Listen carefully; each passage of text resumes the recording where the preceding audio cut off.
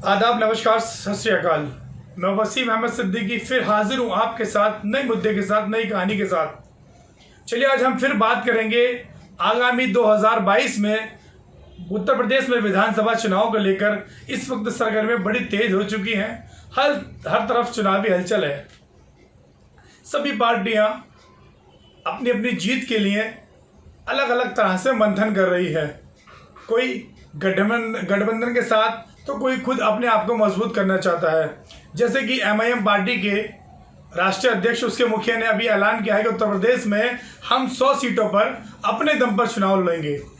जबकि इससे पूर्व में सूचना मिल रही थी कि एमआईएम पार्टी और बसपा आपस में गठबंधन कर चुनाव लड़ेंगी उत्तर प्रदेश में। मगर जब इस मामले में बसपा सुप्रीमो मायावती से बात की गई तो उन्होंने भी खंडन करते हुए बताया कि मैं अपनी पार्टी यानी कि मैं खुद अपने बेस पर उत्तर प्रदेश में हमारी पार्टी खुद चुनाव लड़ेगी। सभी विधानसभा चुनाव पर किसी के साथ कोई गठबंधन नहीं किया जाएगा। इसी के चलते एमआईएम पार्टी के सुप्रीमो असदुद्दीन ओवैसी ने भी खुलासा कर दिया कि हमारी पार्टी उत्तर प्रदेश में 100 सीटों पर चुनाव लड़ेगी। यानी कि बसपा और एमआईएम पार्टी में कोई गठबंधन नहीं होगा। अब बात करें समाजवादी पार्टी, कांग्रेस, लोकदल की, तो कहीं ना कहीं देखा जाता है कि समाजवादी पार्टी और लोकदल का गठबंधन निश्चित रूप से तय हो सकता है। अटकलें हैं, अभी बातचीत जारी है और देखना होगा कि जिस तरह से गठबंधन का यह सिलसिला उत्तर प्रदेश में जारी है, आखिर कौन सा ऐसा फॉर्मूला होगा जो यहाँ पर जीत का मंसूबा यहाँ पर तैयार किया जाएगा। हालांकि उत्तर प्रदेश ने एक नारा भी दिया, बंगाल जो मुख्यमंत्री हैं ममता बनर्जी उनकी राह पर चले। लेकिन अब आती है सामने विपक्ष में सभी पार्टियों के सामने इस वक्त जो सबसे बड़ी पार्टी है, सत्ताधारी पार्टी, वो भाजपा है।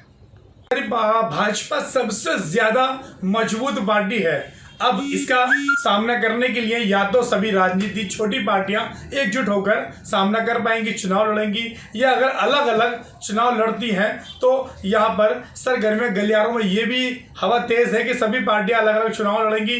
तो फिर निश्चित रूप से उत्तर प्रदेश में दोबारा से भाजपा की जीत निश्चित रूप से तय होगी, क्योंकि सभी राजनीतिक पार्टियां वोट बटेंगी, वोट बैंक अलग हो जाएगा, लेकिन भाजपा का जो वोट बैंक है वो अपनी जगह सुरक्षित रहेगा। अब बात करें उत्तर प्रदेश में, इस वक्त समाजवादी पार्टी चर्चा में है। लोगों का मानना है कि समाजवादी पार्टी इस बार उत्तर प्रदेश के चुनाव में जीत दर्ज करेगी। अब ऐसा कौन सा मंथन होगा, ऐसा कौन सा फॉर्मूला होगा, ये तो चुनाव के टाइम पे ही पता।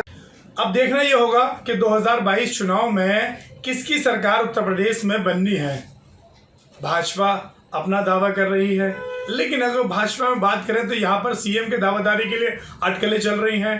केशव प्रसाद मौर्य का दावा है कि 17% ओबीसी वोट बैंक उनके साथ है, अगले मुख्यमंत्री वो बनेंगे, लिस्ट में है। यहाँ तक कि अगर योगी आदित्यनाथ की बात करें तो लोगों के अंदर ये भी अटकलें हैं कि जो देश के हमारे प्रधानमंत्री नरेंद्र मोदी जी हैं वो किसी बात को लेकर योगी जी से खफा चल रहे हैं। इसका फायदा जो है हमारे यहाँ पर केशव प्रसाद मौर्य उठा सकते हैं। लेकिन अगर देखा जाए तो राजनीति में उठक पटक इतनी चल रही है, भाजपा खेमे में भी एक दूसरे के अंदर विधायकों में और बड़े बड़े मंत्रियों में एक उठापटक चल रही है। उसके चलते अनुमान नहीं लगाया जा रहा कि उत्तर प्रदेश में भाजपा का नया चेहरा कौन होगा। अब क्या भाजपा दोबारा योगी जी पर दाव आजमाएगी, या केशव प्रसाद मौर्य होंगे, या फिर भाजपा किसी और नए चेहरों को लेकर उत्तर प्रदेश में चुनाव लड़ेंगी। अब देखना वाली बात यह भी होगी कि एमआईएम पार्टी के मुखिया ने भी अलग राजनीति पार्टी उत्तर प्रदेश में मुस्लिम वोटों को कन्वर्ट करने के लिए मुस्लिम वोट डिवाइड हो जाएगा। उधर मुस्लिम वोट बहुजन समाज पार्टी बसपा में हो जाएगा, फिर मुस्लिम वोट कांग्रेस में जाएगी, फिर मुस्लिम वोट सपा में भी जाएगी। यानी कि मुस्लिम वोट बढ़ जाएगी, जिसका सीधा सीधा फायदा सिर्फ और सिर्फ भाजपा को होगा। इसी के साथ और बड़ी मुद्दे, बड़ी खबरों के साथ मेरे साथ बने रहिए, और उससे पहले मेरे चैनल को सब्सक्राइब जरूर करें, बेल आइकन का बटन दबाएं, जिससे हर खबर की नोटिफिकेशन आप तक पहले पहुंच सके। नमस्कार।